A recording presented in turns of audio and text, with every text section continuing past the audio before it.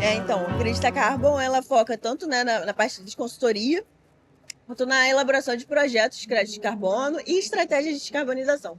Então, assim, antes de falar de crédito de carbono exatamente, eu acho interessante a gente entender todo o cenário, né? Por que a gente fala de carbono e tudo mais. Então, geralmente nas minhas consultorias eu falo isso, né? Tipo, eu explico o real motivo relacionado às mudanças climáticas, aumento de gases de efeito estufa e tudo mais.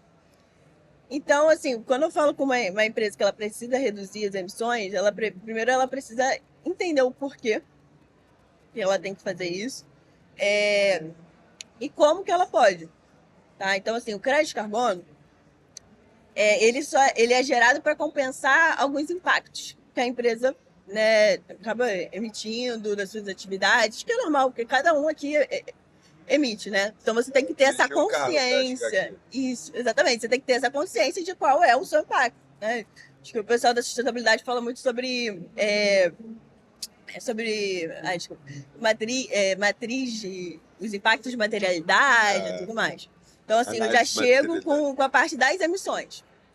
Então, beleza, vamos entender qual é o seu cenário, o que você está fazendo. Então, a gente faz o inventário de emissões, que é basicamente você quantificar quais são os gases que você emite a partir das suas atividades, né? Como é que se comporta ali a sua empresa. E aí, a partir disso, você quantificar, porque você precisa quantificar para você saber o que você vai fazer. Quantificou, você consegue identificar as oportunidades, onde você consegue reduzir, tudo mais. E faz um plano para isso. Realmente, o que eu preciso mudar na minha operação para conseguir reduzir tais emissões? Beleza. Fez esse processo, né, de identificação, de redução, e tem parte que você não vai conseguir reduzir. Então, chega a parte do crédito de carbono.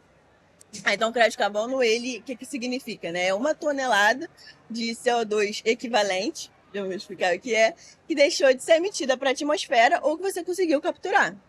Tá? Então, as empresas elas conseguem comprar créditos de carbono, comprar essas toneladas de emissões, né? Para compensar os seus impactos que não conseguiram reduzir. Essa é a ideia. Tá? Esse é o principal certo.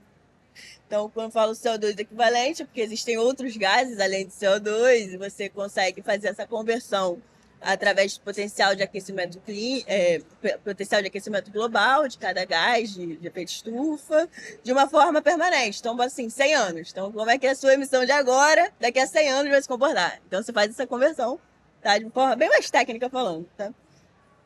E hoje, né, existem tanto o mercado regulado quanto o mercado voluntário. Aqui no Brasil, o regulado ainda não saiu, mas está aí no Senado, uma hora vai.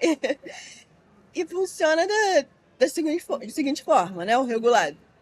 Seria como se cada nicho de empresas tivesse um teto, uma quantidade máxima que ela possa emitir de gases de efeito estufa, tá, de CO2. Passando desse teto, ela precisa compensar o crédito de carbono.